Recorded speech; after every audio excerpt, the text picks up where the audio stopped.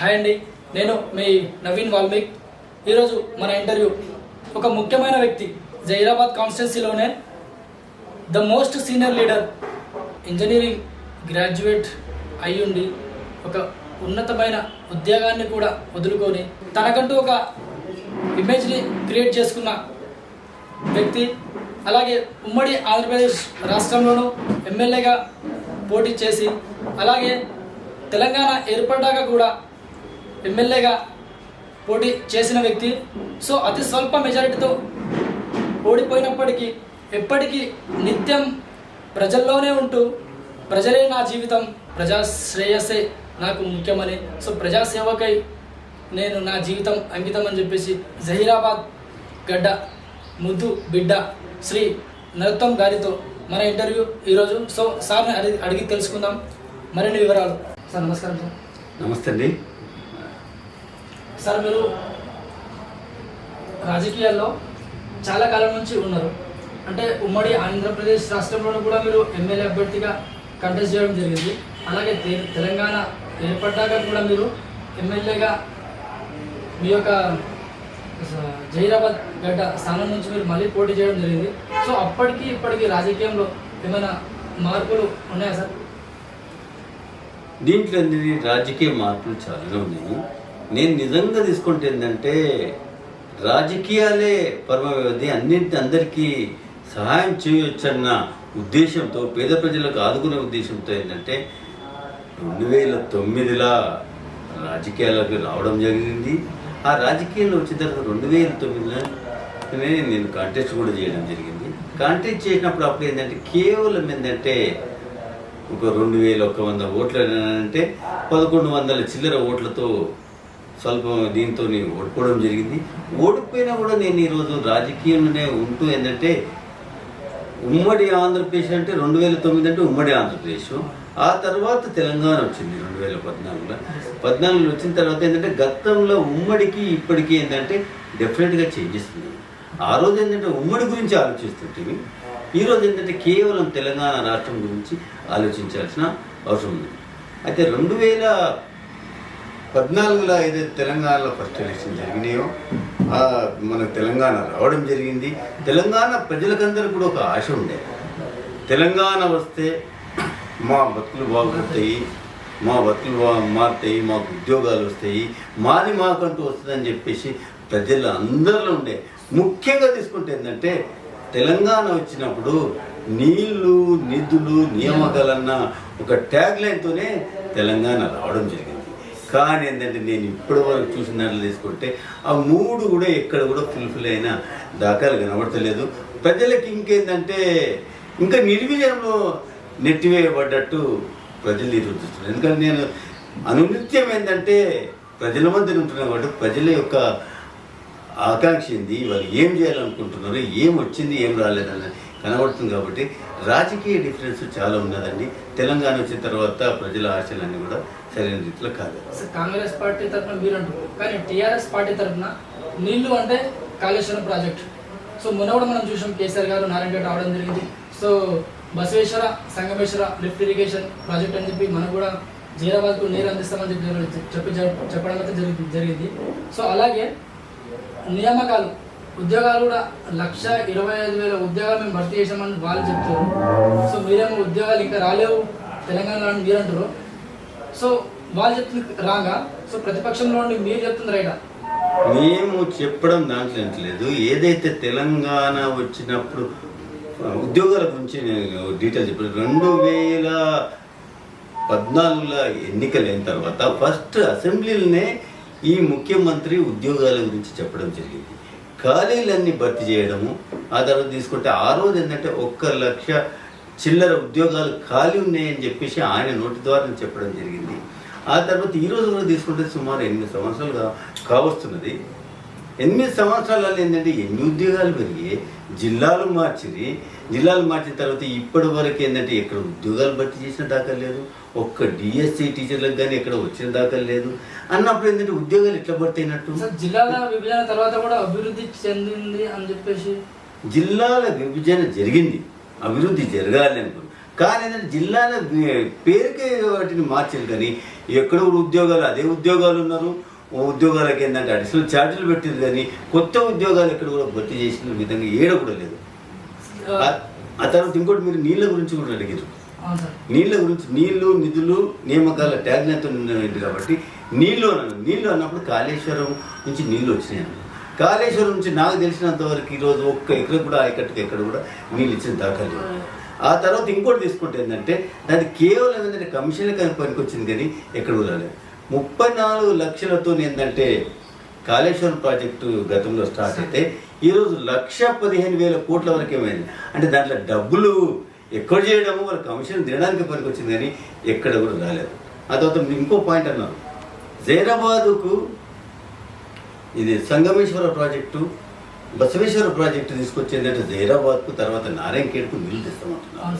2 లక్షల ఎకరాలు ఇక్కడ, అక్కడ 1 లక్ష ఎకరా, సుమారు 3 లక్షల వరకు నీళ్ళు తెస్తామంటున్నారు. అరే బాబు, జైరాబాద్ నియోజకవర్గంలో ఉన్న చెరువులు తీసుకుంటే ఏ చెరువు కూడా ఈరోజు వరకు ఏంటంటే 1 ఎకరా ఆయకట్టు పట్టలేదు. ఉన్న వాటిని చేయని చేత కాకుండా ఇప్పుడు ఏదో ఇప్పుడు సంగమేశ్వర ప్రాజెక్ట్ తీసుకొస్తామంటే అక్కడ లింగంపల్లి నుంచి జైరాబాద్ తీసుకురావాలి. అది తీసుకురావాలంటే ఆ ల్యాండ్ అక్వైర్ చేయాలి. ల్యాండ్ అక్వైర్ ఎప్పుడు చేస్తావు, అవి నీళ్ళు ఎప్పుడు వస్తాయి? ఈరోజు జైరాబాద్లో ఏంటంటే భూముల రేట్లు బాగా ఘోరంగా పెరిగిపోయినాయి. నువ్వు అక్వైర్ ఎట్లా చేస్తావు? ఫస్ట్ ల్యాండ్ అక్వైర్ చేస్తే ఏంటంటే కేవలం ఏంటంటే మాటలు చెప్పడానికి, ఆ ఓట్లు తీసుకోవడానికి పనికి వస్తాయి, కానీ ఎక్కడ కూడా ఒక ఆయకట్టు డిజైన్ అంత. ఎందుకంటారండి, జైరాబాద్ నియోజకవర్గం పక్కన నారింజ ప్రాజెక్ట్ ఉన్నది. ఆల్రెడీ 600 చిల్లర ఎకరాల దాన్ని అక్వైర్ చేయడం జరిగింది. అక్వైర్ చేసి దాని కింద 3,000 ఎకరాల ఆయకట్టు ఉంటుంది. దాన్ని ఇప్పటి వరకు 8 సంవత్సరాలు నువ్వు ఏం చేయలేకపోయినావు. అంటే బడ్జెట్ కేటాయిస్తావు, మాట్లాడతావు, కానీ ఆ ప్రాక్టికల్ ఇంప్లిమెంటేషన్ ఇప్పటి వరకు ఎడ కూడా కాదు. అది కూడా టీడీపీ హయాంలో జరిగింది అని అప్పటి నుంచి ఇప్పటి వరకు ఎలాంటి దానికి ఇంప్లిమెంట్ అనేది లేదు. అప్పుడు ఎలా అంటే ఇప్పుడు ఆల్రెడీ రోడ్డు విస్తీర్ణం కూడా పెరగాల్సింది. సో దానిపైన కూడా ఎలాంటి చర్యలు తీసుకుంటున్నారు? కానీ రోడ్ల గురించి అంటున్నారు. ఇప్పుడు నారింజ ప్రాజెక్టు, నారింజ ప్రాజెక్టు గతంలో ఏంటంటే 1965లో అప్పుడు కంప్లీట్ చేయడం జరిగింది. ఆ తర్వాత ఏంటంటే నేను గతంలో ఇరిగేషన్ డిపార్ట్మెంట్లో పనిచేసినని చెప్పాను. గతంలో దాని మీద ఏంటంటే సమగ్రంగా ఒక నివేదిక తయారు చేసి అప్పుడున్న కలెక్టర్ ప్రేమచంద్ర రెడ్డి కలెక్టర్ ఉన్నప్పుడు ఏంటంటే దాన్ని రెస్టోర్ చేయడం జరిగింది. రెస్టోర్ చేసిన తర్వాత ఈ రోజు వరకు కూడా ఏంటంటే మీకు నీళ్లు నిధులు నియామకాలని ట్యాగ్ లైన్ ఉంది కదా. ఇప్పుడు ఆయకట్టు పెంచుతాను అంటున్నావు కదా. ఆయకట్టు పెంచినప్పుడు ఆల్రెడీ అక్వైర్డ్ ల్యాండ్ ఉన్న తర్వాత దాని కింద సెటిల్డ్ ఆయకట్టు ఉన్నాక అటువంటివి తీసుకోకుండా కొత్తవి తీసుకుంటున్నట్టే కేవలం ఏంటంటే పబ్లిక్ ఆశ చూపెట్టడమే, కానీ దానివల్ల వచ్చేది దొరికేది ఏం లేదు. ఆ నారింజ ప్రాజెక్టు బాగు చేస్తే దాని కింద 3,000 ఎకరాల ఆయకట్టు పడుతుంది. ఆ తర్వాత ఏంటంటే దాంట్లో ఖాళీ స్టోరేజ్ వాటర్ తీసుకుంటే ఏంటంటే గ్రౌండ్ వాటర్ డిపార్ట్మెంట్ గతంలో ఏంటంటే వాళ్ళు మొత్తం సర్వే చేశారు. చుట్టుపక్కల ఉన్న 13 గ్రామాలల్లో నీళ్ళ మట్టం పెరుగుతుంది, వాటర్ లెవెల్ పెరుగుతుంది. వాటర్ లెవెల్ పెరిగినప్పుడు అక్కడ చుట్టుపక్కల ఉన్న వాళ్ళకి అందరికి మంచిగా అవుతుంది అన్నారు. అలాంటి రిపోర్ట్లు క్లియర్గా నీ దగ్గర ఉన్నాక వాటిని పట్టించుకోవట్లేవు అని అంటే నీవు కొత్తగా తెచ్చేది సంగమేశ్వర బసవేశ్వర ప్రాజెక్ట్ తెచ్చి నీళ్లు తెచ్చిస్తామంటే ఎట్లా నమ్మాలి? ప్రజలకి కేవలం ఏంటంటే మభ్య పెట్టడానికి ఇటువంటి ప్రాజెక్ట్ తీసుకుంటారు. మభ్య పెట్టడం అంటే ప్రజలు చూస్తున్నారు కదా సార్, ఆల్రెడీ చేస్తున్న డెవలప్మెంట్. సో కళ్యాణ లక్ష్మి ఉంది మా దగ్గర, షాదీ ముబారక్ ఉంది. సో నెక్స్ట్ కొత్తగా దళిత బంధు వచ్చింది. మళ్ళీ రైతుకు ఎకరానికి 10,000 రూపాయలు. సో రైతు రుణమాఫీ. సో లేటెస్ట్గా కొత్త బడ్జెట్ వచ్చింది మన నిన్నటి. దానిపైన మీ అభిప్రాయం? కళ్యాణ లక్ష్మి, రైతు బంధు, రైతు ఇంకా ఏంటంటే ఇవన్నీ ఏంటంటే ఓట్ల కొరకే చేస్తున్నట్టు కనబడుతున్నది. కానీ ఇక్కడ దళిత బంధు అనేది అడిగే తీసుకొచ్చిండు. దళిత బంధులు ఎవరికి ఇచ్చిండు దళిత బంధు? సో ఇప్పుడు ప్రతి కాన్స్టిట్యూన్సీకి 1,500 మెంబర్స్ ఇస్తాను. నేను ఇంతకుముందు ఏం మాట్లాడినావు అంటే హుజురాబాద్ ఎన్నికలప్పుడు ఏమైనా దళిత బంధుని తీసుకొచ్చినావు. హుజురాబాద్ ఓట్ల కొరకు ఏంటంటే హుజురాబాద్ ఉన్న వాళ్ళకి అందరికీ దళిత బంధు ఇస్తాను. నీకు ఓట్లు రాలేదు, ఆడు ఎవరికి ఇస్తలేవు. అలాంటిది ఏంటంటే ఈరోజు కూడా మళ్ళీ ఎన్నికలు వస్తున్నాయని చెప్పేసి దాని గురించి దళిత బంధు ఇస్తా అని చెప్తుండే, కానీ అది ఇవ్వడం అయితే సాధ్యం కాదు. ఇంకోటి అండి, గవర్నమెంట్లు ఏమన్నా ఉన్నాయి, ఎవరు చేయని పని గవర్నమెంట్ చేయాలి. ఆ పని విడిచిపెట్టేసి నువ్వేంటంటే ఓట్లను దృష్టిలో పెట్టుకొని దళిత బంధు, రైతు బంధు ఇవన్నీ. అరే రైతుకు కావాల్సింది ఏంది? తన భూమి సరైన రీతిలో ఉండాలి, దానికి నీళ్లు రావాలి, నీళ్ళు వచ్చిన తర్వాత దానికి కావాల్సిన విత్తనాలు కానీ ఫర్టిలైజర్స్ కానీ అవన్నీ ఇవ్వాలి. అవి ఇవ్వకుండా కేవలం ఏంటంటే నువ్వు వాళ్ళకి ఏదో బిచ్చవేసినట్ల డబ్బులు ఇస్తా అనడం తప్పు. ఇంకోటి ఏంటంటే ప్రజలకందరికి సరైన రీతిలో తెలియదు. ఆయన గతంలో ఉన్న గవర్నమెంట్లు ఏవైతే ఉన్నాయో గవర్నమెంట్లో ఉన్నది ఏంటంటే గవర్నమెంట్లో ఇంతకుముందు సబ్సిడీ ఇచ్చేది ప్రతి దానికి వ్యవసాయ పనిముట్లకు కానీ వాటికి అన్ని పనిముట్లకి అన్ని సబ్సిడీ ఇచ్చేది. ఆ సబ్సిడీలన్నీ తీసేసి కేవలం ఏంటంటే రైతు బంధు అని పెట్టేసాడు. రైతు బంధు నేను క్యాలిక్యులేట్ చూస్తే ఏంటంటే ఆ సబ్సిడీల కంటే అయ్యే పైసల కంటే ఏంటంటే ఇది తక్కువ అవుతుంది. ఉల్టా ఏంటంటే ఈరోజు టీఆర్ఎస్ గవర్నమెంట్కే పైసలు మిగులుతున్నాయి. కానీ అంటే నేననేది ఏంటంటే ఇది కేవలం ప్రజలను మభ్య పెట్టడము, వ్యవసాయదారులను మభ్య పెట్టడము, ఏదో కొత్తగా ఇస్తున్నా అని చెప్పేసి మభ్య పెట్టడం, కానీ నిజంగా వాళ్ళ మీద ప్రేమ లేదని క్లియర్గా. సో జైరాబాద్ టీఆర్ఎస్ పార్టీ పైన కాంగ్రెస్ పార్టీ ఎలాంటి స్టాండ్ తీసుకోబోతుంది నెక్స్ట్? ఇవన్నీ ప్రజలకు ఎలా కదా మీరు చెప్పుకుంటే వాళ్ళు ప్రజలకు తెలవాలి. సో ప్రజల్లో అవేర్నెస్ రావాలంటే మీరు ఎలాంటి ప్రోగ్రామ్స్ ఇస్తారు? మేము ఆల్రెడీ ఏంటంటే మా రేవంత్ రెడ్డి గారి నాయకత్వంలో, పిసిసి నాయకత్వంలో ఆల్రెడీ ఏంటంటే ప్రతి ప్రోగ్రాం మీద అవగాహన సదస్సు పెట్టడం జరిగింది. ఇంకా కూడా ఈరోజు కూడా ఏంటంటే మా నాయకత్వం ఏంటంటే గ్రౌండ్ లెవెల్కి పోవాలని చెప్పేసి డిసైడ్ చేసుకోవడం జరిగింది. గ్రౌండ్ లెవెల్కి పోయింది ఏంటంటే గతంలో ఏం స్కీములు ఉండే, కేసీఆర్ వచ్చిన తర్వాత ఏం స్కీములు మాట్లాడిండు, ఏం తెచ్చిండు, దానివల్ల ప్రజలకు ఏం జరుగుతున్నాయని చెప్పేసి అవేర్నెస్ తీసుకోవడానికి మేము ప్రజల వద్దకు తయారవుతున్నాము, పోయిన తర్వాత డెఫినెట్గా ఏంటంటే ప్రజలు ఈరోజు ఓటర్లు విఘ్నులు ఉన్నారు. గతంలో ఉన్నట్టు లేరు. కేసీఆర్ 2 సార్లు మాటలు విన్నారు, వాగ్దానాలు. ఆ 2 సార్లు ఫెయిల్ అయిన తర్వాత ఏంటంటే ఈరోజు వాళ్ళు డెఫినెట్గా వాళ్ళు సరి అయిన రీతిలో ఆయనకు చూపెడతారు అన్నట్టు కనబడుతుంది. కానీ సార్ అంటే ఇప్పుడు కాంగ్రెస్ పార్టీ లోపల ఎంతసేపు సీనియర్ లీడర్లే చేయడం ఆడితే మీకు పబ్లిక్ ఎట్లా సపోర్ట్ చేస్తారు సార్? అంటే కాంగ్రెస్ పార్టీలో ఒక అదే plus point TRS party plus Congress party అనేది ఒక 150 సంవత్సరాలు అంటే 100 సంవత్సరాల పైన ఉన్న పార్టీ. అయితే డెఫినెట్గా ఏంటంటే సీనియర్లు అనే వాళ్ళు ఉన్నారు. అయితే సీనియర్లు ఉన్న తర్వాత సీనియర్లే కంప్లీట్ చేస్తున్నారు. సీనియర్లు ఉన్నారు, జూనియర్లు ఉన్నారు. సీనియర్ల యొక్క అవగాహన, వాళ్ళకున్న సబ్జెక్ట్ పైన అవగాహన తీసుకొని యువకులు ఏంటంటే బయటికి పోయి తప్పకుండా మంచిగా. ఓకే సార్, ఇప్పుడు అంటే జైరాబాద్ గడ్డ కాంగ్రెస్ పార్టీ అడ్డ, జైరాబాద్ గడ్డ కాంగ్రెస్ పార్టీ కంచుకోట. అలాంటి జైరాబాద్లో 2018 ఎలక్షన్స్లో టీఆర్ఎస్ పార్టీ కాంగ్రెస్ పార్టీ యొక్క కంచుకోటను బదలగొట్టడం జరిగింది సార్. సో ఎక్కడ జరిగింది లోపం? ఎందుకు ఓడిపడింది కాంగ్రెస్ పార్టీ? కాంగ్రెస్ పార్టీ ఆ రోజు నేను చెప్తున్నా, ఇంతకుముందు చెప్పిన ఏంటంటే కేసీఆర్ యొక్క మాటల గారెడితో ఏంటంటే ప్రజలు ఆశపడలేకు. అరే దళిత బంధు ఇస్తూ అంటున్నారు, ఇప్పుడు దళిత బంధు, ఇంతకుముందు రైతు బంధు, తర్వాత ఇంకో కొత్త స్కీములు స్టార్ట్ చేసి ఓట్ల కొరకు గుంజుకున్నారు. కానీ అది పోయింది. ఇప్పుడు అది పోయింది. కాంగ్రెస్ జైరాబాద్ కాంగ్రెస్కు కంచుకోట. ఈయన కల్లిబుల్లు మాటలని. ఇంకోటి ఏంటంటే జనరల్గా ఏంటంటే తెలంగాణ వస్తే మా బతుకులు బాగుపడతాయి, మా ఉద్యోగాలు వస్తాయి అని ప్రతి వారికి కూడా ఒక ఆశ ఉండేది. ఆ ఆశ కాదు అని చెప్పేసి ఈరోజు నిర్ధారణ అయింది. కాబట్టి డెఫినెట్గా ఏంటంటే టీఆర్ఎస్కు చర్మగీతము పాడే రకంగా ఉంటుంది. ఓకే సార్, ఇప్పుడు జైరాబాద్లో నెక్స్ట్ చాలా రోజుల నుంచి పబ్లిక్ తెలియని విషయం ఏంటంటే నరోత్తమ్ గారు కాంగ్రెస్ పార్టీలోకి చేరాక తన క్యాడర్ని ఏ మండలంలో కూడా ఏ గ్రామంలో కూడా కాంగ్రెస్ పార్టీ గుర్తించడం లేదు. సో నరోత్తమ్ గారి క్యాడర్ మొత్తం నిరాశలో ఉంది. సో మీరు మా ఛానల్ తరఫున వాళ్ళకి ఏం చెప్పవచ్చు? కాంగ్రెస్ పార్టీలో మేము కలిసాం. నేను గతంలో తెలుగుదేశం నుంచి ఏంటంటే కాంగ్రెస్లో కలవడం జరిగింది. కాంగ్రెస్లో కలిసిన తర్వాత కాంగ్రెస్ వాళ్ళందరితో కలిపే ఏంటంటే ఎన్నికలు పోవడం జరిగింది. అయితే జనరల్గా రాజకీయాలు ఏంటంటే గుర్తింపు ఏదో లేదు అని కాకుండా ఏంటంటే కొందరికి నిర్వీర్యం ఉండొచ్చు. కానీ ఏంటంటే రేపు వచ్చే రోజులు మళ్ళీ పార్టీకే ఉన్నాయి. అందరూ మంచిగా కొడతారు. ఏంటంటే అందరం కలిసి పని చేసుకుంటే డెఫినెట్గా మంచి రోజులు వస్తాయి.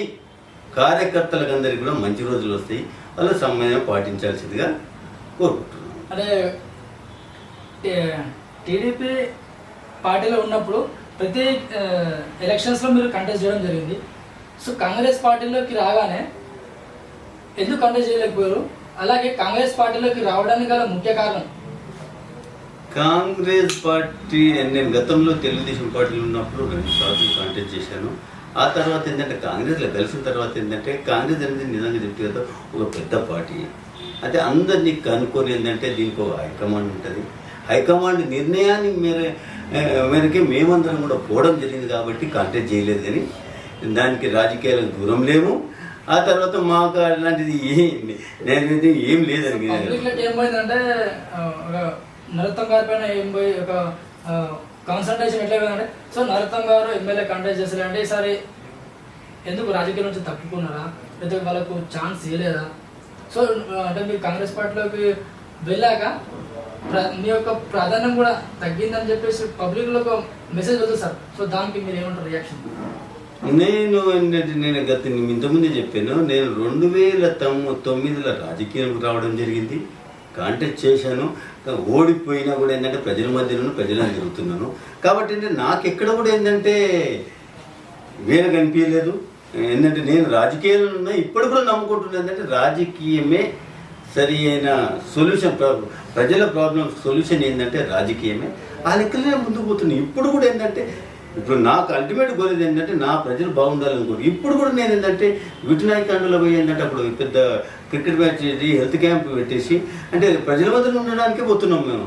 కానీ అలాంటిది ఏమీ డిఫరెన్స్ లేదు. కాంగ్రెస్ అని కాకుండా ప్రజల నుంచి మంచి ఆదరణ ఉంది. ఎక్కడ పోయినా కూడా ప్రజల నుంచి మంచి ఆదరణ ఉంది. ఆ ఆదరణతో ముందుకు పోతామని. సో మీకు 2018 ఎలక్షన్స్లో టీఆర్ఎస్ పార్టీ నుంచి కూడా ఆఫర్స్ రావడం జరిగింది.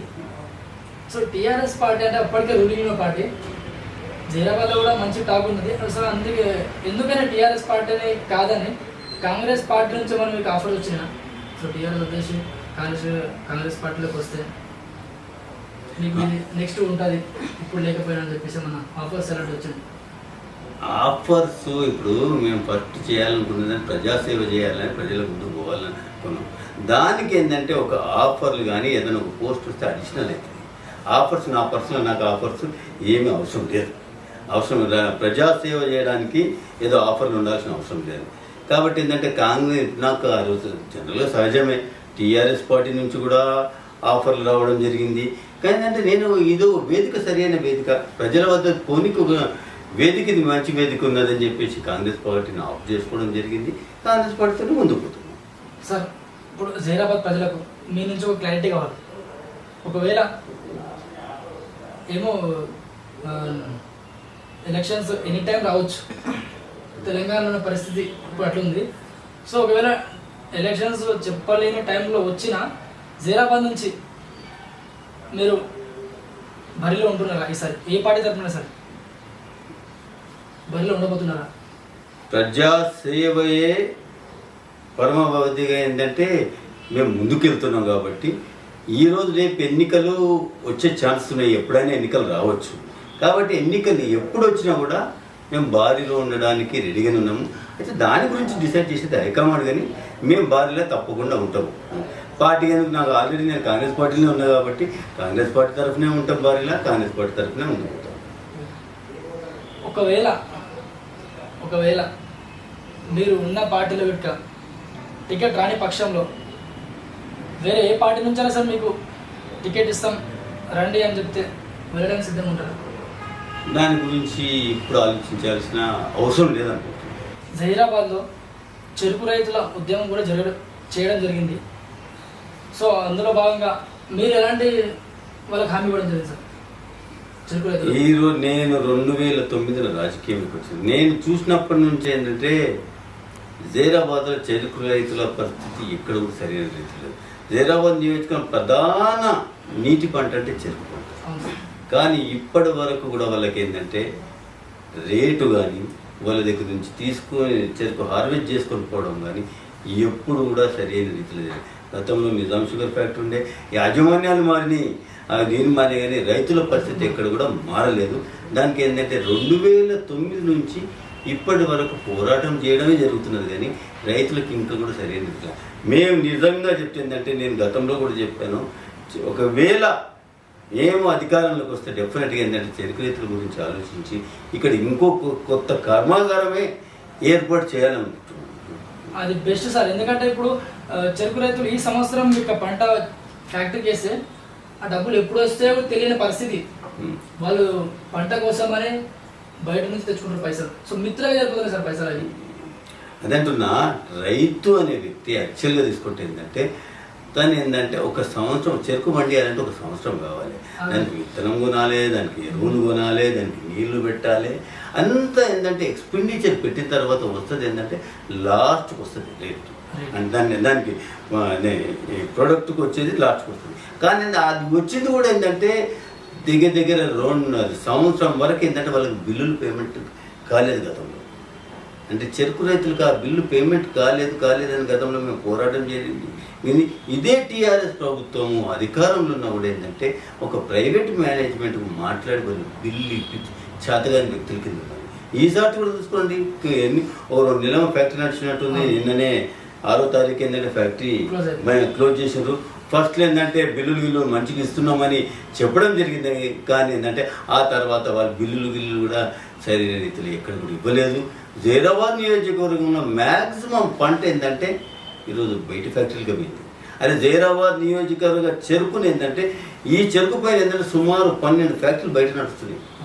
అంటే చెరుకు పండించడము రైతులకు నేర్పాల్సిన అవసరం లేదు. ఆ ప్రోడక్ట్ను సరైన రీతిలో ఎట్లా క్రష్ చేయాలి, రైతులను ఎట్లా ఆదుకోవాలని చెప్పేసి తెలుసుకుంటే చాలా అది ప్రభుత్వం చేయగలుగుతుంది. ఆ ప్రభుత్వం ఏంటంటే ఈరోజు ఉన్న ప్రభుత్వం కానీ ఇక్కడ ఉన్న ఎమ్మెల్యే ఎంపీలు కానీ వీళ్ళంతా ఏంటంటే వీళ్ళ వైఫల్యం వల్లనే ఈరోజు చెరుకు రైతుల బాధలు పడాల్సిన అవసరం ఉంది. Okay sir. ఎమ్మెల్యే ఎలక్షన్స్లో టీఆర్ఎస్ పార్టీ నుంచి అయితే ఒక మెజారిటీ అనేది చూసాం సార్ మనం. సో ఎంపీ ఎలక్షన్స్లో కాంగ్రెస్ పార్టీ నుంచి మనం జైరాబాద్ గడ్డలో మెజారిటీ చూసాం. సో ఈ రెండుని కంపేర్ చేసుకుంటే జైరాబాద్లో కాంగ్రెస్ ఉన్నట్ట లేనట్ట? కాంగ్రెస్ గట్టి ఉన్నదండి. కేవలం ఏంటంటే మీరు చెప్పిన విధంగానే ఎమ్మెల్యే ఎలక్షన్లో 35,000 మెజార్టీ టీఆర్ఎస్కి రావడం జరిగింది. అదే 5 నెలల ఎంపీ ఎలక్షన్లు వస్తే 25,000 మెజార్టీ కాంగ్రెస్ పార్టీ. అంటే గతంలో ఉన్న 35,000 ప్లస్ ఈ 25,000 అంటే 60,000 ఓట్లు 5 నెలల తారుమారైంది. అంటే గతంలో ఎమ్మెల్యే ఎలక్షన్ల ఓట్లు రావడానికి కారణం నేను అనుకుంటున్నాను ఏంటంటే ఒక స్థానికత ఒకటి పడ్డది. ఆ తర్వాత కేసీఆర్ మాటలు విని మోసపోయారు. ఆ మా 5 నెలలనే పబ్లిక్ కొంత అర్థమైంది కాబట్టి అక్కడ చేంజెస్ అనేవి వచ్చినాయి. ఛాన్సే లేదండి. ఎందుకంటే ఒక్కసారి మీరు జైరాబాద్ నియోజకవర్గం చూడండి, ఏ రోడ్ అని ఇప్పటివరకు బాగుందా? ఏ రోడ్డు కూడా సరైన రీతిలో బాగలేదు. కానీ ఎమ్మెల్యే రోజు పోతున్నది ఏంటంటే ఆ రోడ్ ఇనాగ్రేషన్ ఈ రోడ్ ఇనాగ్రేషన్ అని చెప్పేసి రిబ్బన్లు కట్ చేయడానికి పోతున్నాడు. కానీ ఈ రోజు వరకు ఎక్కడ రోడ్డు కూడా ఏది సరైన రీతిలో లేదు. అది ప్రజలకు క్లియర్గా అర్థమైంది ఏంటంటే వీళ్ళకి చేత కాదు, కేవలం ఇనాగ్రేషన్లకు పనికి వస్తారు. కళ్యాణ లక్ష్మి చెక్కులు, షాదీ ముబారక్ చెక్కులు అవి గవర్నమెంట్ చెక్కులు, గవర్నమెంట్ ఇచ్చిన చెక్కులు. ఈ టీఆర్ఎస్ వాళ్ళ గవర్నమెంట్ అనేది వచ్చిన తర్వాత వాళ్ళ గవర్నమెంట్ గవర్నమెంట్ అనేది అవుతుంది. టీఆర్ఎస్ గవర్నమెంట్ అని ఆయన మళ్ళీ ఆయనకు వచ్చిన ఓట్లని వాళ్ళతోనే పోతాడా? మిగతా ఓట్లు ఆయనకి ఎమ్మెల్యే కాడా? అందరికి ఎమ్మెల్యే కదా, అందరికి ఎమ్మెల్యే అందరికి అన్నప్పుడు గవర్నమెంట్ కింద నడవాలి. అలా కాకుండా ఏంటంటే వీళ్ళు నేను చెప్తున్నాను, వీళ్ళకు ఓట్లు కావాల్సింది ముఖ్యం కానీ ప్రజల హితం కాదు అని చెప్పేసి క్లియర్గా అర్థమవుతుంది. ఎమ్మెల్యే ఈ రోజు వరకు 4 సంవత్సరాలు వస్తున్న దగ్గర వచ్చింది, ఎక్కడ కూడా ఏం చేసిన దాఖలు కనబడతలేదు. నేను వాజపేయి సవాల్ చేస్తున్నా ఏంటంటే ఆయనకు మీ డెవలప్మెంట్ సరైన రీతిలో ఏడ చేసాడు చూపెట్టమని. మేము వస్తున్నాం డెవలప్మెంట్ ఏడ చేసాడు ఎక్కడ చేసాడు చూపెట్టమని. ఆ కళ్యాణ లక్ష్మి చెక్కులు మంచినా ఆడవ ఫోటో దిగే, ఆ రోడ్ ఇనాగ్రేషన్కి పోయి ఆడవటి ఇది పెట్టేసి ఆడవ ఫోటో దిగే అంతేగా పనికి వస్తున్నాడు. కానీ కొత్త స్కీమ్ ఏమన్నా తీసుకొచ్చి చూపెట్టమనండి, ప్రజల గురించి మాట్లాడిందే చూపెట్టమనండి. అలాంటిది ఈరోజు ప్రజలకి ఏంటంటే అది క్లియర్గా అర్థమైంది. టీఆర్ఎస్కు ఛాన్సే లేదు, ఇప్పుడున్న ఎమ్మెల్యేకు ఛాన్సే లేదు. ఒక ఎమ్మెల్యేను నియోజకవర్గ ప్రజలు ఎన్నుకొని ఒక అసెంబ్లీకి ఉన్నతమైన స్థానానికి పంపించినప్పుడు ఆయన మీద ఒక బాధ్యత ఉంటుంది. తన ప్రజల గురించి మాట్లాడాల్సిన వేదిక అది. ఆ వేదిక ఈ రోజు వరకు ఒకసారి మాట్లాడిన దాకా లేవు. ఆ 1-2 సార్లు మాట్లాడినప్పుడు ప్రజల గురించి కాదు ఆయన మాట్లాడింది, అలా గవర్నమెంట్ గురించి మాట్లాడు.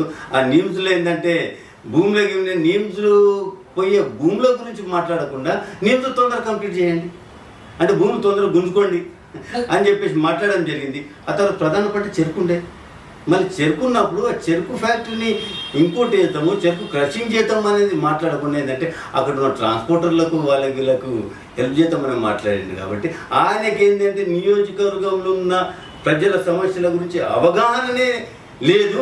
అదేంటంటే ఆయన ఎమ్మెల్యే ఎన్నుకున్న తర్వాత ఆ స్థానాన్ని ఉపయోగించుకొని జైరాబాద్ నియోజకవర్గ ప్రజల గురించి మాట్లాడతానేమనుకున్నాం, కానీ ఎక్కడ కూడా మాట్లాడిన దాఖలు అసెంబ్లీలో మాట్లాడలేదు, బయట కూడా మాట్లాడాడు. ఇక్కడ ఏంటంటే నా నియోజకవర్గానికి డెవలప్మెంట్ కావాలి, దీనికి డబ్బులు అవుతాయి, దీనివల్ల ఇంతమంది బాగుపడతారు అన్నది ఎక్కడ కూడా ఆయన ఆలోచించే శక్తి కూడా లేదు. సార్ మాట్లాడితేనే తిడితేనే అంటే ఆయన లీడరా?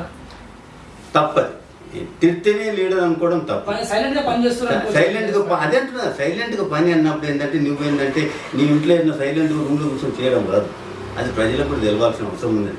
ప్రజలకు కూడా తెలిసినప్పుడు ఏంటంటే దాని గురించి నీవు ప్రజల చేత ఎన్నుకోబడ్డావు కాబట్టి ఆ ప్రజలకు ఏం చేస్తున్నావు కూడా తెలపాల్సిన బాధ్యతను, అరవాల్సింది కొట్లాడాల్సింది అవసరం లేదు. ప్రజల సమస్యలను బయటపెట్టు, అవగాహన తీసుకురా, వాటి మీద వర్కౌట్ చేయాలి. కానీ అలాంటిది లేదు ఇంటి దగ్గర. జైరాబాద్లో ఎలాంటి అభివృద్ధి జరగలేదు టీఆర్ఎస్ పార్టీ వచ్చిన? నా నిజంగా తీసుకుంటే ఏంటంటే అభివృద్ధి అంటే పర్మనెంట్ అభివృద్ధి పనులు ఒక్కటి కూడా లేవు. దానికి నిదర్శనమే జైరాబాద్ నియోజకవర్గం ఉన్న రోడ్లను రోడ్డు చూసినా కూడా ఏంటంటే మనకు అభివృద్ధి ఎంత ఉన్నదో కనబడుతుంది. సో ఫ్లైఓవర్ అయితే కంటిన్యూ అవుతుంది. ఫ్లైఓవర్లు ఇప్పుడే అయినాయి, అవి ఎప్పుడో శాంక్షన్ లేని వాటి మీద నడుస్తున్నాయి అంతే. వస్తే జైరాబాద్ రూపురేఖలు మారుతాయి. అయితే నీమ్స్ వల్ల ఏంటంటే నీమ్స్ రావడం వల్ల ఏంటంటే జైరాబాద్ నియోజకవర్గ ప్రజలకు నాలుకలు ఏం కూడా బాగు జరగదు. కేవలం ఏంటంటే ప్రపంచ పటంలో ఏంటంటే జైరాబాద్ అనేది ఒకటి ఉంది అని చూపెట్టడానికే పనికి వస్తుంది, కానీ అది ఎక్కడ కూడా. అయితే దీనికి ఏంటంటే మనం ఇండస్ట్రియలైజేషన్కు వ్యతిరేకంగా పోవాల్సిన అవసరం లేదు, కానీ ఏంటంటే ఇక్కడున్న ప్రజలకు దానివల్ల ఏం బాగుపడుతుంది అని చెప్పేసి ఆలోచించాల్సిన బాధ్యత ప్రజాప్రతినిధుల మీద ఉంటుంది. ఆ ప్రజాప్రతినిధులు ఉన్నప్పుడు ఏంటంటే డెఫినెట్గా ఏంటంటే నీమ్స్ వచ్చినప్పుడు ఏంటంటే నేను గతంలో డిమాండ్ చేశాను, ఆ నీమ్స్లో ఏదైతే ఫ్యాక్టరీ పెడుతున్నారో ఆ ఫ్యాక్టరీని అక్కడున్న భూములకు వాటియండి. తర్వాత లోకల్ ఆ ఊర్లో ఎంతమంది ఉన్నారో వాళ్ళకి అందరికీ కూడా జవాబుతో ఇవ్వండి. ఇది అది ఏది కూడా కోరుకోకుండా ఏది కూడా చేయకుండా ఏంటంటే దాన్ని భూములు లాక్కుంటాం, వాళ్ళకి డబ్బులు ఇచ్చి వెళ్ళగొడతాం. ఓ రైతుకి ఏం వస్తాయి డబ్బులు ఇచ్చేస్తాం, మీరు వండి ఎక్కడన్నా అంటే లాస్ట్కి ఏంటంటే ఆ ఊరు ఇచ్చిపెట్టి ఎక్కడన్నా బతకడానికి బయటికి పోవాల్సి వస్తుంది. ఆ బయటికి పోయిన తర్వాత వాళ్ళు చెప్పుకొని పనికి వస్తుంది. అంటే మా తాతలు నాటితే ఆడ భూమి ఉండే, జైరాబాద్లో నేను జయించుడు దాని దగ్గర మా భూమి ఉండే అని చెప్పుకోవడానికి పనికి వస్తుంది. కానీ వాళ్ళు ఏంటంటే ఊరు విడిచిపెట్టి ఆల్రెడీ బయటికి పోవాల్సి వస్తుంది. ఇప్పటికే ఆల్రెడీ ఏంటంటే జైరాబాద్లో నాన్న దగ్గర చూసినప్పుడు ఏంటంటే ఆస్తులన్నీ కూడా ఏంటంటే మ్యాక్సిమం ఏంటంటే బయటలో బలమైనవి. అది ఇది సరైన రీతిలో రావాలంటే ఏంటంటే ఈ నాయకులకు అవగాహన, ఈ స్థానికత మీద కూడా అవగాహన రావాలి. అవగాహన వచ్చి ఇక్కడున్న వారిని ఎలా పైకి తీసుకొని పోదామన్న ఆలోచనతో వస్తే జైరాబాద్ బాగుపడుతుంది. కానీ న్యూస్ రాని ఏం రాని అది ప్రజలకు అన్యాయమే జరుగుతుంది. కానీ సార్ ఈ నిమ్స్ తెచ్చింది కాంగ్రెస్ పార్టీ వస్తుంది. ఈతడి గారి హయాంలోనే నిమ్స్ రావడం జరిగింది. అప్పుడే 12,000 ఎకరాలు భూసేకరణ జరుగుతుందని చెప్పేసి చెప్పడం జరిగింది. సో కాంగ్రెస్ పార్టీ కదా సార్ నిమ్స్ వచ్చింది. నిమ్స్ అనేది కాంగ్రెస్ పార్టీ హయాంలోనే వచ్చింది. క్లియర్గా ఒక విజన్తో వచ్చింది. అంటే ఇక్కడున్న నియోజకవర్గంలో ఉన్న వాళ్ళకందరికీ కూడా సరైన రీతిలో ఉద్యోగాన్ని అవకాశాలు కల్పించాలని తీసుకున్నారు. ఆ తర్వాత దానికి కూడా ఏంటంటే భూసేకరణ కూడా ఒక చట్టం ఉండేదంట. కాంగ్రెస్ హయాంలో క్లియర్గా చట్టం ఉండే. ఆ చట్టం ప్రకారం ఏంటంటే ఏ భూములు ఎంత తీసుకోవాలి, ఎక్కడ తీసుకోవాలి అని చట్టం ఉంది. అది మర్చిపోయారు ఈరోజు. ఆ చట్టాన్ని మర్చిపోయి కేసీఆర్ వచ్చిన తర్వాత కొత్త జీవోలు తీసుకొచ్చాడు. కొత్త జీవోలు తీసుకొచ్చేందంటే దానివల్ల ఏంటంటే భూములు ఎట్లా గుంజుకోవాలని చూస్తున్నారు. కానీ ఆ భూములు గుంజుకోవడానికి ఏమేమి చేయాలి, ప్రక్రియ ఏంది? 2013 ఒక చట్టం వచ్చింది అనుకుంటుంది. దీనికి ల్యాండ్ ఎక్వైరింగ్ కొరకు ఒక చట్టం వచ్చింది. ఆ చట్టం ప్రకారం ఈరోజు కూడా తీసుకోవచ్చు. రైతులను అడగాలి, మీటింగ్లు పెట్టాలి. ఏది ఎక్కడ ఉన్నది అది సాగు ఎన్ని రైతులు సాగు అవుతుంది అవన్నీ తీసుకున్నాలి. ఆ తర్వాత అక్కడ ల్యాండ్ వాళ్ళకి ప్రత్యేకం చూపెట్టాలి.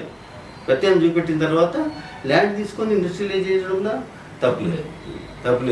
కానీ ఏంటంటే అది కాకుండా ఏంటంటే కేవలం భూములు ఉంచుకోవడము అది కార్పొరేట్లకు అప్పచెప్పడం దాన్ని సరైన రీతిలో కాదు. అది ఇప్పుడు ప్రజెంట్ ఉన్న బీజేపీ ప్రభుత్వం కానీ ఇక టీఆర్ఎస్ ప్రభుత్వం కానీ ఆ రకంగా చేస్తుంది. సో బీజేపీ టాపిక్ వచ్చింది కాబట్టి సార్, సో బీజేపీ అనేది ఇప్పుడు దూకుడు పెంచింది. సో తెలంగాణలో ప్రతిపక్షం మేమే అంటుంది సార్. సో కాంగ్రెస్ పార్టీ అది తప్పండి. ప్రతిపక్షము అని ఎవరు అంటున్నారు? కేసీఆర్ అంటున్నాడు, ప్రజలు అంటలేరు. ప్రజలు అంటారు. కేసీఆర్ అంటుండే ఏంటంటే ప్రధాన ప్రతిపక్షం ఏంటి అంటే ఆయనకు భయం ఏంది అని అంటే కాంగ్రెస్ ఏడ పుంజుకుంటే ఏంటంటే నాకు ప్రాబ్లం అవుతుంది అన్న ఆయన దురుద్దేశంతో ఏంటంటే బీజేపీని ప్రత్యేకంగా కింద చూపెడుతున్నాం. నా లెక్కలు బీజేపీ టీఆర్ఎస్ వేరు కాదండి, రెండు ఒకటే. కానీ బీజేపీ చెప్తున్నాడు టీఆర్ఎస్ కాంగ్రెస్ రెండు ఒకటే. బీజేపీ చెప్తున్న మాట టీఆర్ఎస్ కాంగ్రెస్ రెండు ఒకటే. టీఆర్ఎస్ కాంగ్రెస్ రెండు ఒక్కటని ఏ విధంగా అంటున్నారు? ఏ లెక్కలు అంటున్నారు? మేము ఈరోజు ఏంటంటే ప్రభుత్వంలోకి రావాలని చెప్పేసి మేము ఆలోచనతో పోతున్నాము. ఎప్పుడు కూడా ఏంటంటే టీఆర్ఎస్కు ఏవైతే తప్పులు చేస్తుందో టీఆర్ఎస్ కానీ బీజేపీ కానీ తప్పులు బయట చూపెడుతున్నాము. అది టీఆర్ఎస్ ఏది చేసిందండి ఇప్పటివరకు? 8 సంవత్సరాలుగా వస్తున్నది. వీళ్ళు పార్లమెంట్లో ఉన్నారు. ఏదైనా ఒక బిల్లుకు వ్యతిరేకం చేసేదేమో చూపెట్టమనండి. ఏదన్నా ఒక పార్లమెంట్లో బిల్లు పెట్టి ప్రతి బిల్లుకి సపోర్ట్ చేస్తావు. సెంట్రల్ నుంచి మనకు ఫండ్స్ రావాలంటే వాళ్ళకి సపోర్ట్ చేయాలి. అంటే వాళ్ళు సపోర్ట్ చేస్తే పైసల కొరకు మేము అమ్ముకోవటం అమ్ముకోవడం ఎందుకు అనుకోవాలి సార్? మన తెలంగాణ అభివృద్ధి కోసం, తెలంగాణ అభివృద్ధి కొరకు అదొక సెంట్రల్ గవర్నమెంట్ ఉన్నది అన్నప్పుడు తప్పకుండా వాళ్ళు ఇవ్వాల్సిందే. ఇవ్వకపోతే మాకు కూడా చెప్పండి, మేము కూడా పోరాటం చేస్తాం దాని మీద. తెలంగాణ మనకు వచ్చే ఫండ్స్ రాకపోతే ఏంటంటే డెఫినెట్గా బీజేపీ పోరాటం చేయొచ్చు, ప్రజాక్షేత్రంలో పోవచ్చు. నువ్వు ప్రజాక్షేత్రంలో ఇప్పటిదాకా ఏడపోయినావు? నీకేదో మొన్నటి నుంచి స్టార్ట్ అయింది ఏంటంటే బీజేపీకి వ్యతిరేకంగా మొన్నటి నుంచి మాట్లాడుతున్నావు. ఇంతకుముందు దాకా ఏదో కలిసి ఉన్నావు. అంత పెద్ద ఫామ్ లాస్ వచ్చి ఢిల్లీలో వాళ్ళు ఏంటంటే సంవత్సర కాలం పాటు ఏంటంటే ధర్నాలు చేస్తే ఏంటంటే నీ మీడే ఏం వాళ్ళకి సపోర్ట్ చేయలేకపోయినావు, వాళ్ళకి ఏం చేయలేకపోయినావు, వాళ్ళకు ఒత్తాసు పలికినావు. వాళ్ళకు ఇప్పుడు వేరే గవర్నమెంట్ కనీసం ఏంటంటే దానికి వ్యతిరేకంగా ఏదైనా బిల్లులు పాస్ చేసారు, నువ్వు వాళ్ళ ఫేవర్లో ఉన్నావు అన్ని. సార్ ఇప్పుడు ఏ ఉప ఎన్నిక తీసుకున్నా సరే బీజేపీనే గెలవడం జరుగుతుంది. సో కాంగ్రెస్ పార్టీ డల్ అయిపోతుంది. బీజేపీ గెలుస్తున్నది కాదు. ఎందుకంటే మీరు హుజురాబాద్ ఎన్నికల్లో తీసుకోండి. హుజురాబాద్ ఎన్నికలు తీసుకుంటే ఈటల రాజేందర్ గెలిచినాడు, బీజేపీ గెలిచాడు కాదు. సింబల్ పైన అన్ని చెప్తున్నారు. గతంలో బీజేపీకి వచ్చిన ఓట్లన్నీ 100 కంటే తక్కువ ఓట్లు వచ్చినాయి. 100 కంటే తక్కువ ఓట్లు వచ్చినాయి. ఈటల రాజేందర్ ఉన్న తర్వాత ఈటల రాజేందర్ ఫోకస్ అయ్యి ప్రతి వాళ్ళు కూడా ఏంటంటే కేసీఆర్ వ్యతిరేకంగా ఉన్నారు. ఆ వ్యతిరేకత ఏంటంటే ఈటల రాజేందర్ వైపు చూస్తే మేము బయటపడతామన్న ఆలోచనతో చేసింది, కానీ అది పార్టీ వైజ్ ఎలక్షన్ కానే కాదు. సార్ అలాంటి నాయకులు కాంగ్రెస్ పార్టీలోకి రాకపోవడానికి గల ముఖ్య కారణం అంటే కాంగ్రెస్ పార్టీలో కుమ్ములాటలు ఉన్నాయి. సో నేను పోతే నన్ను గుర్తిస్తారని చెప్పేసి బీజేపీకి వెళ్ళడం జరుగుతుంది. సో ఎప్పుడు బంద్ అవుతుంది అంటే దీనికి ఒక ఎగ్జాంపుల్ చెప్తా. కాంగ్రెస్ పార్టీ సంవత్సరాల పార్టీ. దీంట్లో ఏంటంటే చాలామంది ఉన్నారు, చాలామంది మేధావులు ఉన్నారు. ఉన్నది ఏంటంటే ఇందులో కీచులాట కొరకు వాళ్ళు వేరే పార్టీలు వస్తలేరు అంటే బీజేపీలో పోతున్నారంటే బీజేపీలో ఎవరు లేరు అన్నట్టు కదా. ఎవరు లేరు అంటే అంత వ్యాక్యూమ్ ఉన్నది. వ్యాక్యూమ్ ఉందని వీళ్ళు పోవడం అంటే ఆశాపరులే పోతారు, కానీ సైద్ధాంతికంగా ఉన్న వాళ్ళు ఎవరు గుర్తుపోరు. అంటే ఇప్పుడు అలాంటి నాయకులను కాంగ్రెస్ పార్టీలోకి రానివ్వకుండా కూడా కొంతమంది అడుగుకుంటున్నారు. కాంగ్రెస్ పార్టీలో పోవడం అని చెప్పేసి ఇప్పుడు మనం చూస్తున్నాం. కౌశిక్ రెడ్డి రీసెంట్గా వెళ్ళిపోయాడు. సో మన పక్కనే ఉన్న సంగారెడ్డి జగ్గారెడ్డి గారు కూడా తొందరలోనే పార్టీ మారే ఆలోచన కూడా చేస్తున్నాడు. సో అది కోవట్లకు స్థానము లేదు కాంగ్రెస్లో అని చెప్పేసి రేవంత్ రెడ్డి ఓపెన్గానే చెప్పడం జరిగింది. క్లియర్గా వాళ్ళకి డైరెక్షన్స్ కూడా ఇవ్వడం చెప్పింది. ఒకవేళ మీరు ఉండాలనుకుంటే ఉండండి, లేకపోతే పొండి. మేము కూడా మా వర్షం కూడా చెప్తున్నాము. ఏంటంటే కోట్లాగా పనిచేసే వాళ్ళు కాంగ్రెస్లో ఉండాల్సిన అవసరం లేదు. మీరు వండిపోతే వాళ్ళు పెట్టుకుని అలాంటిది ఏంటంటే చాలా చెట్లు పెట్టడం చెప్పింది. అధిష్టానం డిసిషన్స్ కూడా చాలా తీసుకున్నది. కోవట్లకు కాంగ్రెస్లో స్థానం లేదండి. సార్ ఇప్పుడు పోయిన ఎలక్షన్స్ మనం చూసాం సార్, లోకల్ వార్ ఇక్కడ జరిగింది. అంటే లోకల్ ఎమ్మెల్యే అంటే మా కాన్స్టిట్యూన్సీ ఎమ్మెల్యే మాకే కావాలి అని చెప్పి కూడా నినాదంతో గట్టిగా ఆడింది ప్రజలకు. సో ఈసారి కూడా లోకల్ వారే ఉంటుందా టీఆర్ఎస్ వర్సెస్ కాంగ్రెస్? టీఆర్ఎస్ వర్సెస్ కాంగ్రెసే ఉంటుంది. వారు అనేది ఒక్క హైదరాబాదే కాకుండా తెలంగాణ మొత్తం తీసుకున్నా కూడా ఏంటంటే టీఆర్ఎస్ వర్సెస్ కాంగ్రెస్ ఉంటుంది. డెఫినెట్గా ఏంటంటే ఇంకోటి మీరు స్థానికత లోకల్ గురించి తీసుకున్నాం. లోకల్ గురించి తీసుకున్నప్పుడు అది కరెక్ట్ అయిన పాలసీ. ఎందుకంటే ఎక్కడ ఉన్న నాయకుడు అక్కడ ఎదుగుతూనే అభివృద్ధి జరుగుతుంది. ఆయనకి అవగాహన కూడా ఉంటుంది, అవగాహన ఉంటుంది. ప్రతి ఊరికి కానీ ప్రతి ఏరియాకి అవగాహన ఉంటుంది. కాబట్టి అలాంటిదే ఇవ్వాలి. కాంగ్రెస్ పార్టీ అలాంటిది ఇస్తున్నది కూడా అని నా అభిప్రాయం. ఓడిపోయిన కాంగ్రెస్ పార్టీ జైరాబాద్లో ఇంకా బతికే ఉందని మన నరోత్తమ్ సార్ అయితే చెప్తున్నాడు. సో ఎక్కడ ఉంది సార్ కాంగ్రెస్ పార్టీ జైరాబాద్లో? జైరాబాద్లో కాంగ్రెస్ పార్టీ క్లియర్గా ఉన్నది. దానికి ఉదాహరణ ఏంటంటే మొన్న గతంలో జరిగిన లోకల్ బాడీసే దానికి ఉదాహరణ. జనసంఘం ఎంపీ మాది, కోయిల్ మాది, మోడంపల్లి మాది, జైరాబాద్ కూడా మాది. కేవలం కొన్ని ఓట్లతో ఏంటంటే అన్యాకలా గెలిచింది. కానీ అసలు టీఆర్ఎస్ పార్టీ ఎక్కడ ఉన్నది అని చెప్పేసి ప్రశ్నించాల్సిన అవసరం ఉంటుంది. సార్ ఇప్పటివరకు మీరు జైరాబాద్లో చేసిన సేవా కార్యక్రమాలు కానీ దీక్షలు కానీ వాటిపైన ఒకసారి మీరు ప్రజలకు మాట్లాడిన. నేనండి 2009లో రాజకీయంలోకి రావడం జరిగింది. ఆ 2009లో వచ్చిన తర్వాత ఏంటంటే ప్రతి పోరాటాన్ని ముందుకు తీసుకుపోవడం జరిగింది. దానికి ఉదాహరణ తీసుకుంటే ఏంటంటే ఈరోజు ఏంటంటే నారింజ ప్రాజెక్టు ఉన్నదంటే దానిపైన మా పోరాట ఫలితంగానే ఈరోజు నారింజ మంచి కావడం జరిగింది. దాంట్లో నీళ్లు అంటే కనబడుతున్నాయి. ఆ నీళ్లు కనబడడానికి కారణం మా పోరాటం. ఆ తర్వాత ఏంటంటే ప్రతి సంవత్సరం కూడా ఏంటంటే చెరుకు రైతుల గురించి పోరాటం, మా చెరుకు రైతుల యొక్క బాధలన్నీ కూడా బయటపెట్టడం జరిగింది. దానివల్ల ఎంత కొత్త ఫలితాలు వస్తున్నాయి. అంటే ఈరోజు టీఆర్ఎస్ చేసే ఏమైనా ఉన్నాయంటే అవి మా పోరాటం దీన్ని. ఇంకోటి అంటే అన్నిటికంటే ముఖ్యం ఏంటంటే జైరాబాద్ నియోజకవర్గ ప్రజలకు ఈ ఆర్డీఓ ఆఫీస్ వచ్చింది అంటే, డిఎస్పీ ఆఫీస్ వచ్చిందంటే అది మా యొక్క 50 రోజుల ఒక పోరాటము తర్వాత దీక్ష ఫలితంగానే ఈరోజు అది మాకు చెప్పుకోవడానికి గర్వకారం. ఎందుకంటే జైరాబాద్ ప్రజలకి ఏంటంటే అందుబాటులో ఉండగలిగే వచ్చింది. ఆ తర్వాత ఇంకోటి తీసుకుంటే ఏంటంటే నిరుద్యోగ సమస్య మీద ప్రతి దగ్గర కూడా ఏంటంటే పోరాటాలు తీసుకోవడం జరిగింది. మన నిరుద్యోగులను అందరినీ ఒక తాటిపై తీసుకురావడం జరిగింది. అది తీసుకొచ్చేందంటే ఇప్పటికి కూడా ఆ పోరాటాలు జరుగుతూనే ఉన్నాయి. యువతకి ఏ రకంగా అవకాశాలు కల్పించాలని చెప్పేసి గతంలో మహీంద్రాకు కానీ వీటిలో ఏంటంటే ఆ వచ్చిన కొన్ని ఉద్యోగాలు ఇంకా కూడా సరైన రీతిలో ఉద్యోగాలు రాలేదు.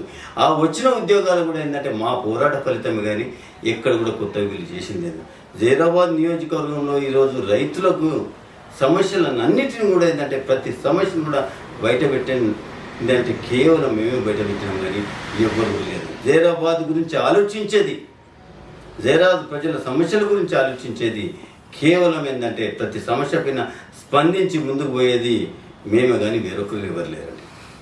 సో నెక్స్ట్ వచ్చే ఎలక్షన్స్లో జైరాబాద్లో ఎగిరే జెండా కాంగ్రెస్ పార్టీ జెండా అని చెప్పడం జరుగుతుంది. సో చూద్దాం మనం కూడా నెక్స్ట్ వచ్చే ఎలక్షన్స్లో ఏ పార్టీతోని ఏ పార్టీకి పోటీ.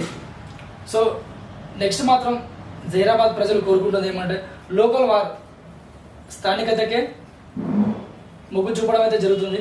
సో నెక్స్ట్ ఎలక్షన్స్లో కూడా మీరు బరిలో నిలవాలని మా సిద్ధి మీడియా తరఫున మా తరఫున సార్కి అయితే కోరడం జరుగుతుంది.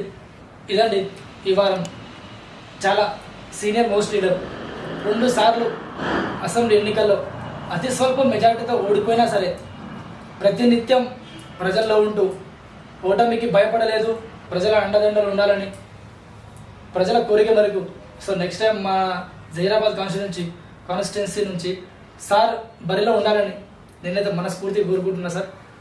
Thank you sir. Thank you.